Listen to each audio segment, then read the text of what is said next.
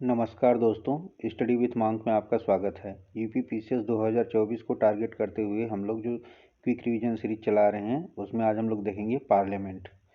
तो आइए स्टार्ट करते हैं। पार्लियामेंट भाग 5 में दिया हुआ है, इसके लिए आर्टिकल 79 से 122 है। तो इस पार्लियामेंट के जो अंग होते हैं वो क्या होते हैं, तो प्रेसिडेंट, राज्यसभा, लोकसभा, ये तीनों मिला के पार्लियामेंट बनते हैं। तो लोकसभा, राज्यसभा और प्रेसिडेंट तीनों मिलके पार्लियामेंट बनते हैं।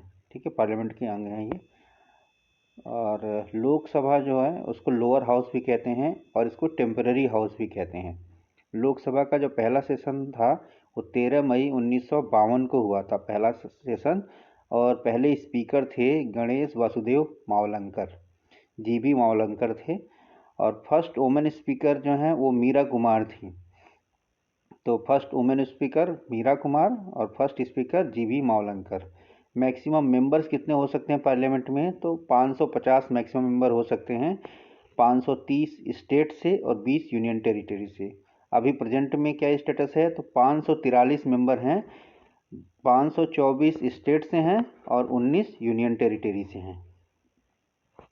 2 मेंबर जो एंग्लो इंडियन होते थे वो अभी 104वां संविधान संशोधन से हटा दिया गया है। तो अब एंग्लो इंडियन का प्रावधान खत्म हो गया है।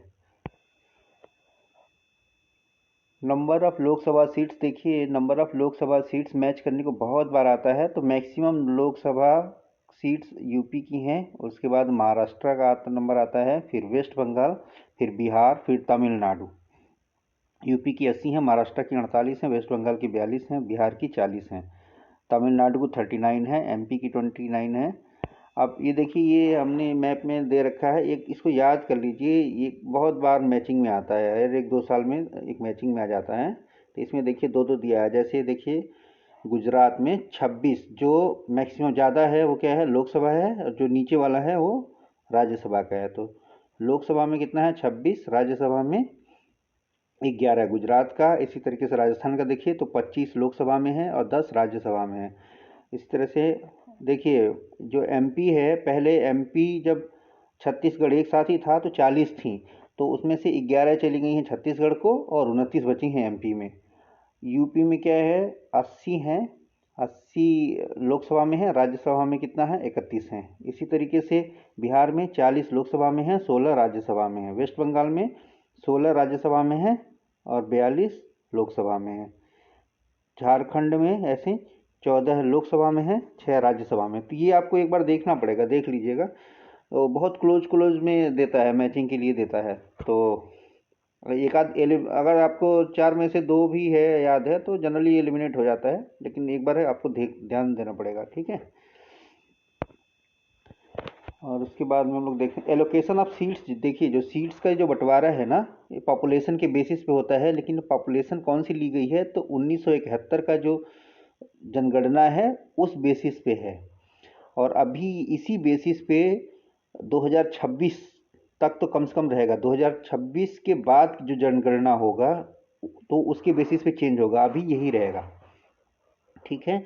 तो स्पीकर जो होता है, अच्छा एक और चीज़ देख, स्पीकर जो है ना, अगर रिज़ाइन करना हो तो डिप्टी स्पीकर को रिज़ाइन करता है स्पीकर, डिप्टी स्पीकर को। और इसी तरीके से डिप्टी स्पीकर को रिज़ाइन करना है तो रिजिग्नेशन अपना स्पीकर को देता है। अच्छा, स्पीकर को रिमूव किया जा सकता है कैसे, कि अगर लोकसभा में एक रिजोल्यूशन पास हो जाए बाय द सिंपल मेजॉरिटी, अगर मेजॉरिटी से लोकसभा एक रिजोल्यूशन पास कर दे तो स्पीकर को हटाया जा सकता है। और लोकसभा में और राज्यसभा में कोरम कितना होता है, तो 1/10 ऑफ टोटल मेंबर्स, मतलब समझिए 10%। जो भी मेंबर है उसका 10% प्रेजेंट होने चाहिए, तभी वो सीटिंग मानी जाएगी। कोरम के लिए कितना होना चाहिए, तो 1/10। अच्छा, स्पीकर वोट नहीं देता है। स्पीकर तभी वोट देता है जब उसका जब टाई हो। अगर टाई हो गया तो स्पीकर का वोट वोट वोट देता है, वही फाइनल हो जाता है। फिर मतलब जिधर स्पीकर वोट दे देगा वही वाला हो जाएगा। दूसरी चीज़, अगर स्पीकर को रिमूव किया जा सकता है, जैसे ये लिखा अभी दिया ना आपने कि speaker can be removed by resolution passed by majority of Lok Sabha, तो उसके लिए 14 दिन पहले नोटिस देना पड़ता है। 14 दिन पहले स्पीकर को नोटिस देना पड़ेगा कि आपका जो रिमूवल है वो रिजोल्यूशन पास करेंगे। दूसरी चीज़ ये है कि जब हम इसको इसका रिजोल्यूशन पास होता है, मतलब जब वोटिंग होती है तो स्पीकर सबसे पहला वोट डालता है, लेकिन वो अगर वो टाई हो गया तो वो काउंट नहीं होता है वोट। तो स्पीकर वोट नहीं देता है, कब का वोट देता है, अगर टाई हो गया, कोई बिल है टाई हो गया तो वोट देता है, फाइनल होता है। और अगर उसका रिमूवल ही के लिए वोटिंग हो रही है तो सबसे पहले वोट देगा, लेकिन अगर टाई हो गया तो उसका वोट काउंट नहीं होगा, ये रहता है। एक प्रोटेम स्पीकर होता है, जैसे जैसे जैसे ही जनरल इलेक्शन होता है फ्रेश, तो जो लोग मेंबर आते हैं तो प्रेसिडेंट किसी सीनियर मोस्ट को जनरली अपॉइंट करते हैं, और वो क्या करते हैं, सारे मेंबर्स को ओथ दिलाते हैं, ठीक है, शपथ दिलाते हैं। और शपथ दिलाने के बाद इनका काम खत्म होता है, उसके बाद सारे मेंबर अपना एक स्पीकर चुनते हैं। इसके बाद राज्यसभा देखते हैं, तो राज्यसभा को अपर हाउस कहते हैं और इसको परमानेंट हाउस भी कहते हैं। क्यों? क्योंकि इसका डिसोल्यूशन नहीं होता है। और इसमें टोटल सीट है 250, जिसमें 238 स्टेट्स और यूनियन टेरिटरी से आते हैं, और 12 प्रेसिडेंट नॉमिनेट करते हैं, 12 मेंबर को प्रेसिडेंट जो है नॉमिनेट करते हैं। मिनिमम एज राज्यसभा में कितनी होती है, 30 साल, और लोकसभा में 25 साल। टेन्योर कितना होता है लोकसभा राज्यसभा के मेंबर का, तो 6 साल होता है, और हर 2 साल में 1/3 मेंबर्स हैं वो रिटायर होते हैं। तो इस तरह से मतलब नए और पुराने मेंबर्स आते जाते रहते हैं, मिक्स रहते हैं। मेंबर्स का जो इलेक्शन होता है वो इनडायरेक्ट इलेक्शन होता है, सिंगल ट्रांसफरेबल वोट से, इनडायरेक्ट इलेक्शन से आते हैं लोग इसमें राज्यसभा में। और जो वाइस प्रेसिडेंट है ना, वो एक्स ऑफिशियो चेयरमैन होता है, किसका, राज्यसभा का। Vice president ex officio chairman होता है राज्यसभा का। अब देखते हैं टाइप ऑफ बिल। देखिए, बिल जनरली दो तरह का होता है। एक होता है गवर्नमेंट बिल। गवर्नमेंट बिल का मतलब क्या है कि कोई भी अगर मंत्री है वो बिल को इंट्रोड्यूस करता है किसी हाउस में, तो उस बिल को गवर्नमेंट बिल कहते हैं। गवर्नमेंट बिल मतलब मंत्री द्वारा बिल जो प्रस्तुत किया जाता है उसको गवर्नमेंट बिल कहते हैं। और कोई और मेंबर अगर बिल पेश करता है, कोई भी हो सकता है कि उसी पार्टी, जैसे मान लीजिए बीजेपी की भी सरकार है, बीजेपी का ही कोई मेंबर अगर बिल प्रोड्यूस प्रोड्यूस करे लेकिन वो मंत्री नहीं है, तो उसको प्राइवेट कहा जाएगा। मतलब कोई भी मेंबर बिल लाए, अगर वो मंत्री नहीं है तो प्राइवेट बिल है, अगर मंत्री है तो गवर्नमेंट बिल है। तो दो तरीके का बिल होता है। गवर्नमेंट बिल मतलब मंत्री द्वारा बिल, और प्राइवेट बिल मतलब किसी और के द्वारा बिल। फिर बिल को और देखें, डिफाइन करें मैटर के हिसाब से, तो देखिए एक होता है मनी बिल। मनी बिल क्या होता है कि, एक मिनट थोड़ा, हाँ, मनी बिल क्या होता है कि सिर्फ राज्यसभा लोकसभा में ही इंट्रोड्यूस होता है। राज्यसभा मनी बिल को रिजेक्ट नहीं कर सकती है। हाँ, बिल को 14 दिन के अंदर ही उसको पास करना रहता है। अगर राज्यसभा ने कुछ अमेंडमेंट दिया है, लोकसभा चाहे तो उसको एक्सेप्ट करे या ना करे, वो बिल को पास माना जाएगा। 14 दिन के अंदर ही राज्यसभा को उस पर डिसीजन लेना रहता है, ठीक है। तो एक होता है कॉन्स्टिट्यूशनल अमेंडमेंट बिल। ये क्या होता है, तो ये आर्टिकल 368 में दिया है, कॉन्स्टिट्यूशन में कुछ अमेंड करना है तो उसके लिए जो बिल होता है। इसमें क्या है कि कॉन्स्टिट्यूशनल अमेंडमेंट बिल किसी भी हाउस में पेश किया जा सकता है, लेकिन जो मनी बिल है वो सिर्फ और सिर्फ लोकसभा में ही पेश होता है। लॉ मेकिंग प्रोसीजर क्या है, तो देखिए जब कभी भी कोई भी बिल प्रोड्यूस होता है किसी भी हाउस में, तो इसकी 3 रीडिंग होती हैं। दोनों हाउसेस में अलग अलग से 3 रीडिंग होती हैं। फर्स्ट रीडिंग में क्या होता है कि बिल का जैसे इंट्रोडक्शन है, क्या है बिल का टाइटल वगैरह, और ब्रॉड ऑब्जेक्टिव कि इस बिल से हम क्या करना चाहते हैं, क्या ब्रॉड ऑब्जेक्टिव है उसका। और उसके बाद में गजट में पब्लिश हो जाता है। तो कोई डिस्कशन नहीं होता, फिर वो पब्लिक डोमेन में आ जाता है, लोग डिस्कस करते हैं, डिबेट्स होती हैं इधर उधर। और उस ये होता है फर्स्ट रीडिंग के बाद। फिर सेकेंड रीडिंग।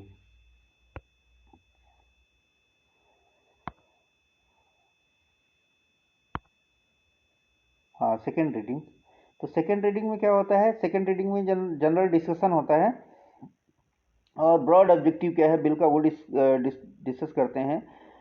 और डिटेल डिस्कशन नहीं होता है, क्लास वाइज क्लास डिस्कशन नहीं होता है। जनरल डिस्कशन के बाद पार्लियामेंट में, द हाउस में, जिस हाउस में भी, जैसे लोकसभा में है तो लोकसभा में, या राज्यसभा में तो राज्यसभा में जनरल डिस्कशन हो जाता है। डिस्कशन के बाद बिल को कमेटी को भेज देते हैं। कमेटी दो तरीके की हो सकती है, सेलेक्ट कमेटी मतलब सिर्फ एक हाउस के मेंबर हैं, ज्वाइंट कमेटी मतलब दोनों हाउसेस के मेंबर हैं। और कमेटी जो जाती है तो कमेटी क्या है, कमेटी में जब बिल जाता है तो कमेटी इसकी डिटेल्ड स्क्रूटनी करती है बिल का, क्लास बाय क्लास, ठीक है। और उसके बाद में एक कंसिडरेशन स्टेज में जाता है, तो कंसिडरेशन स्टेज में ही तो डिटेल डिस्कशन होता है क्लास बाय क्लास, और वोटिंग अमेंडमेंट है, ये डिस्कस होता है, ठीक है। इसके बाद में थर्ड रीडिंग। थर्ड रीडिंग में क्या होता है, इस बिल को पास करने के लिए अब सिंपल मेजॉरिटी से वोटिंग होती है, और यही वो प्रोसीजर दूसरे हाउस में भी पास मतलब होता है, फर्स्ट रीडिंग, सेकेंड रीडिंग और थर्ड रीडिंग। और ये इसके बाद में जब दोनों हाउस से बिल पास हो जाता है तो ये चला जाता है प्रेसिडेंट के पास। और प्रेसिडेंट के पास क्या ऑप्शन होते हैं, प्रेसिडेंट चाहे तो उसको एक्सेप्ट कर ले, साइन कर दे, तो बिल एक्ट बन जाता है, कानून बन जाता है। और और दूसरा है कि प्रेसिडेंट चाहे तो उसको रिकंसिडरेशन के लिए, प्रेसिडेंट को लगा कुछ ऐसा है तो फिर से भेज सकता है हाउस को कि फिर से कंसीडर कर लो, लेकिन एक ही बार भेज सकता है। दोबारा अगर फिर से बिल आ गया तो प्रेसिडेंट को साइन करना पड़ेगा। तीसरा ऑप्शन एक और रहता है प्रेसिडेंट के पास कि चाहे तो बिल को रिजेक्ट कर दें, वीटो पावर यूज कर लें। ठीक है। एक और चीज़, अगर मान लीजिए कोई साधारण बिल है और डेडलॉक हो गया है, मतलब एक हाउस ने पास कर दिया, दूसरा हाउस पास नहीं कर रहा, 6 महीने से ज़्यादा टाइम हो गया, तो प्रेसिडेंट समन कर सकता है ज्वाइंट सिटिंग को। और ज्वाइंट सिटिंग जब होती है तो वो लोकसभा के नियम के अनुसार चलती है।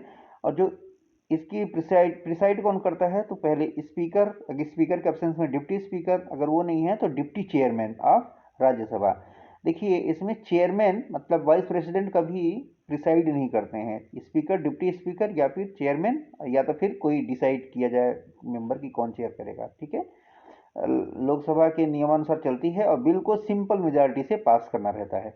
ठीक है। तो ज्वाइंट सिटिंग में ना जो लोकसभा है वो थोड़ा अपर हैंड रहता है। अपर हैंड कैसे रहता है कि सिंस उसमें 545 मेंबर रहते हैं, इसमें 250 मेंबर ही रहते हैं। तो अगर मान लीजिए ज्वाइंट सिटिंग होती है तो जो लोकसभा के मेंबर ज़्यादा हैं तो वो बिल का मतलब पास होने का जो चांस ज़्यादा रहता है, लोकसभा अगर चाहेगा तो पास होएगा। ठीक है। ज्वाइंट सिटिंग अभी तक सिर्फ 3 बार ही कॉल की गई है। ठीक है। ये एक बार दहेज वाला था, दहेज उन्मूलन का, एक बार आपका ये बैंकिंग वाला था, एक बार पोटा के लिए, तो 3 बार ही पास हुआ। ठीक है। इतना बाकी अगर थोड़ा बहुत रह गया है इसमें तो हम लोग एक दूसरे लेक्चर में देख लेंगे। ठीक है। Thank you so much.